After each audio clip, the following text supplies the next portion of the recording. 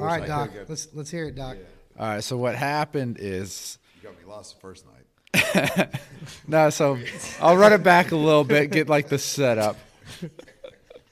What happened is I grew up like Leave It to Beaver suburbs, never did any hunting, any of that sorts, and our family, extended family, lives out in Indiana, loves the Indy 500, so we come out for that and enjoy it.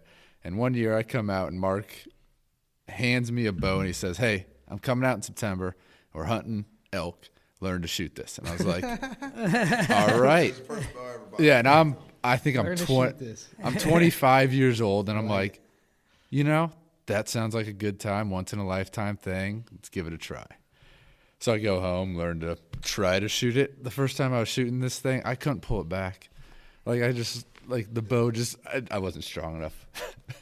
And so, so it took me, that's in May.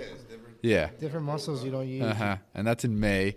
And the hunt in out Salt Lake, Utah area is in August for elk because archery, that's when they start. It was September when we came out. Yeah, you guys came out. Starts late August, and you guys came out in September. So I eventually, dialed in the bow enough where I was like, I could shoot something, but I really want Mark to do it. Because I had no idea. Like, this is brand new hunting territory for me. Yeah, and to really become proficient with a bow, it takes more than just a couple weeks. A long time. And I came from a background that zero hunting experience in like my immediate family. Yeah, no, I was proficient at backpacking, fishing, all that stuff. Right. Could spend a week out there and be just fine. Right. So him and Mark and his buddy drive out all the way to Utah, and they meet us in Vernal out there. We have a good little night, and then get up real early and head out to the woods. And we picked this spot, and we had this prime spot, me and my buddy that I grew up with. And what happened is we got there the opening morning no, we weren't opening. We were like 2 weeks, but we were trying to catch the early rut. The early rut. Yeah. Pre-rut, which I didn't know. I figured it'd be we just didn't know because I'd never hunted. Yeah, I'd never hunted elk. You hadn't hunted elk. We were at beautiful place. You can never get up there. What was that lake that we went to? It's shaped like an eagle. I can't remember. Eagle Lake. It was. Let's call it Eagle Lake. Yeah, it was. Yeah.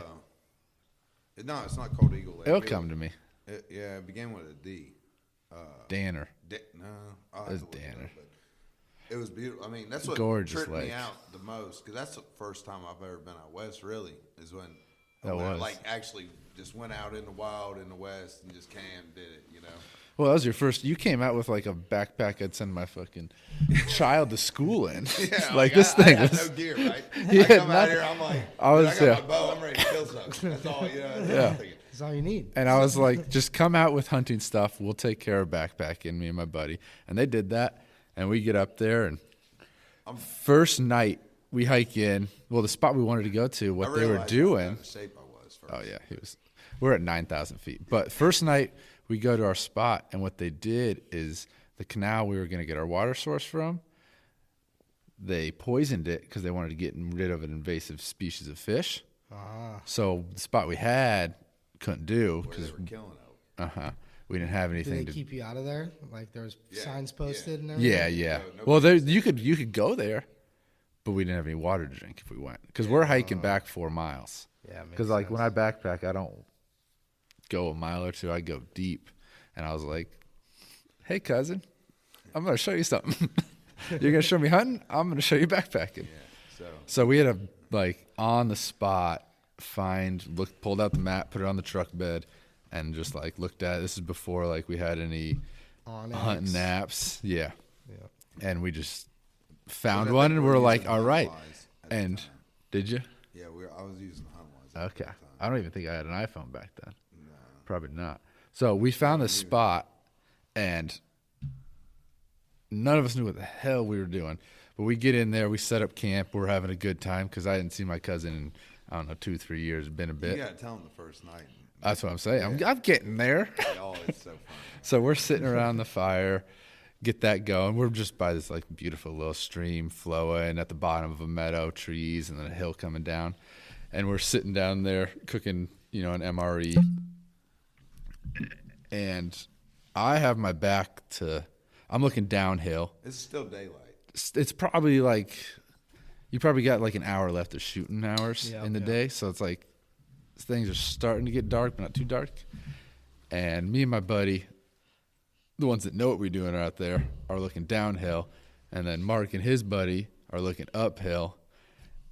And we're just having a conversation like this, sitting eating dinner, and all of a sudden we see their eyes light up and their jaws drop, and we think they're fucking with us. Because like we know what they see, and they turn around, and we turn around, and there's this big old body, like probably 200 yards out. So I'm thinking, no, they weren't even that far. They're 200 to start. We can see a bit. But by the time I got my bow, though. Yeah. By the time you got your bow, so were they headed? they were coming. They're coming down right towards us, coming right? And it's dark enough, and we're like, night one, no way. And I freeze because I don't know what to do, and Mark literally gets up, runs, grabs his bow. First night, I'm thinking, he grabs his bow and he starts like this thing is like it's walking. It's on a steady pace towards us. Like it ain't breaking stride. And Mark grabs his bow, and then the three of us get there, and we're like, "What do I do?" And then his friend Eric's like, kind of duck down, because I don't know what I'm doing. And Mark comes up, and this thing starts walking and walking and walking. And we're like at the point where we're so dumb at what we do. I'm full draw. Yeah. He's at 40 yards. But we didn't have binoculars. We didn't have a rangefinder. We had nothing. Well, we did have it all with us. We did, but at this point, we're sitting eating dinner. We had nothing. Yeah. And this thing keeps coming in. We're just like, I'd never felt that feeling of being jacked. Like that adrenaline. Yeah, from like, oh my goodness, this is the first time he's ever been hunting in his life. Ever. And it's night one, and we just picked a spot on a map. I'm telling you. Yeah. And I'm like, get out. This kid, like, no. And this thing keeps coming in. And then we see another body behind it, and we're like, there's two of them. No way. And keeps coming. And Mark's sitting there on a knee, just like right behind a rise. And we're standing behind the tent looking. And it walks in 40 yards. Well, no, Mitch and Eric, they crawled up behind me. Yeah, I'm back there scared shitless. Yeah. I don't even know where he's at. I was full draw. Well, Eric said, get my bow. And I was like, I can get it, but I don't trust myself in shooting it. So, yeah. And I finally realized. So did you let one fly on him or what? No, it was a damn. It was a cow. Moose. It was a moose cow with her calf. Right. So I turn around, So I'm trying, and she's pissed. She's stomping. Her ears flop up, and she's like, she walks 25 from I us. turn around, I look at Mitch and Eric laying on the ground. Everyone, it's so funny, man. The look we give you is just like, do not shoot that. It's the funniest thing I've ever seen in my life. I turn around and they're like, she's got a baby with her. You know what I mean?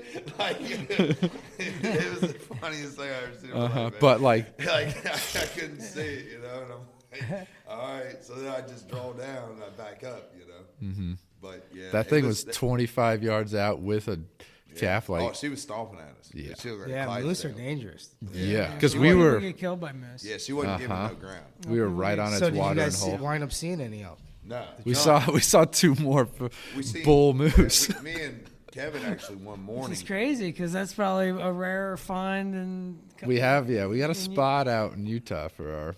If it's going to take me till I'm about 50 to get a bull moose tag because it's a once in a lifetime. Oh yeah, that's the plan. I'm working towards it. Yeah. Because what'll happen is there's like that phases of hunting to where like you're learning and you make mistakes and everything's exciting. Then you kind of like get a kill, you get a nice harvest. Then you kind of lose that, and then you kind of get. Then see, you're I'm like, in that okay, phase. I kind of get this, and then you kind of start to like be choosy. Mm-hmm. Yeah, you have the experience and you have the knowledge base where you can be like. Then you start to be a little choosy, and then you get to a point to where you're like, okay, like you just want to like kind of give back. Mm-hmm. You're like, okay, you're comfortable with whatever, like just the experience of it's like a full circle. So that's the point I want to get to. You killed some really nice or not Kevin. Well, yeah, you guys are both Kevin, but you killed some really nice whitetails in the Midwest. Man, I haven't really killed like big giant monsters.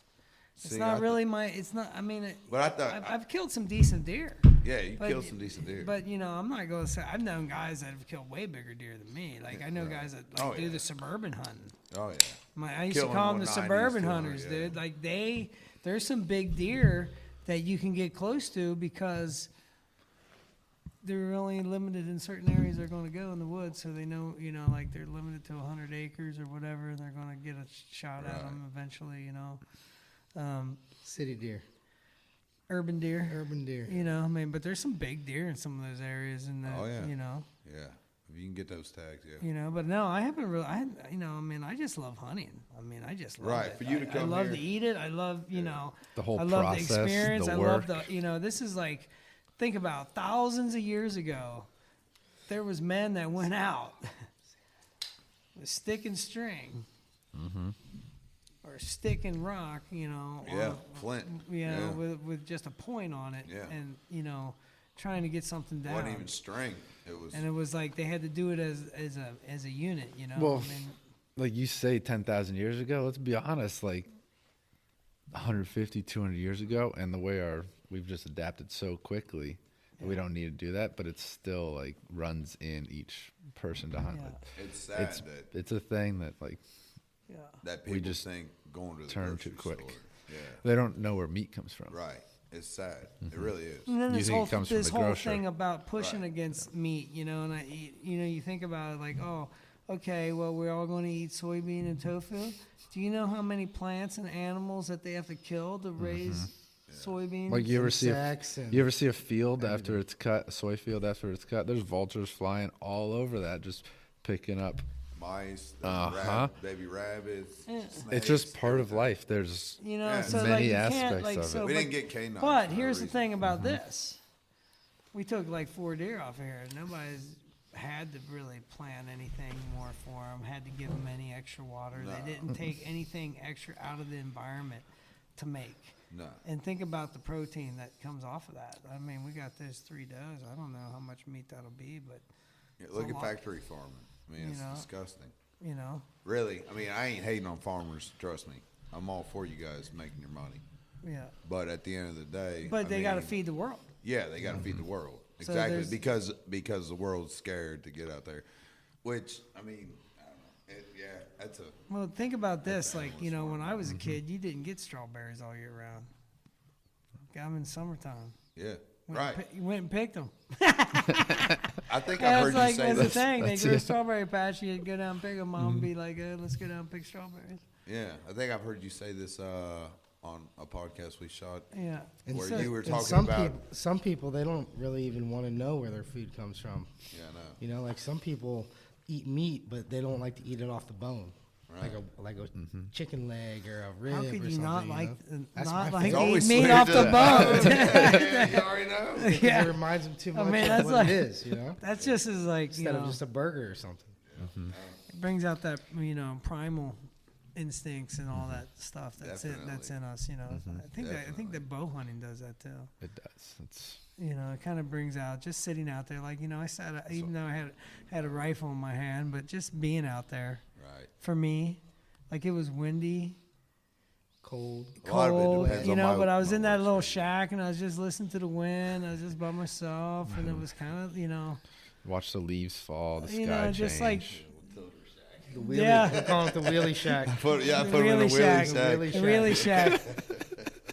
So we got yeah, our I hunting didn't know that shack. thing was that slanted. It was pretty steady when I started a couple So years hey, ago, we were like hunting I the said. shack, and we were in there the first night. I call it the hobo hut, but it's I a call it- blind on a trailer. It's the And I wheelie call shack it the now. wheelie shack It's a wheelie shack. because when the wind starts kicking, it's on a trailer. So when it starts kicking, it tips back. The hitch lifts off the ground. You're wheeling back. A little sketchy the first time. it happened, Justin was asleep. He was just starting to nod off, and I was like, "Oh, I'll let him sleep. shoot something. Yeah. You know, I was like, A rude awakening. Yeah. and then it went up. You should have seen him. He was bailing, dude. He was. Door was open. He was gone. It's like, hey, For sure. this ain't. We thought it was gonna roll down the Ohio River. Well, it's right on the edge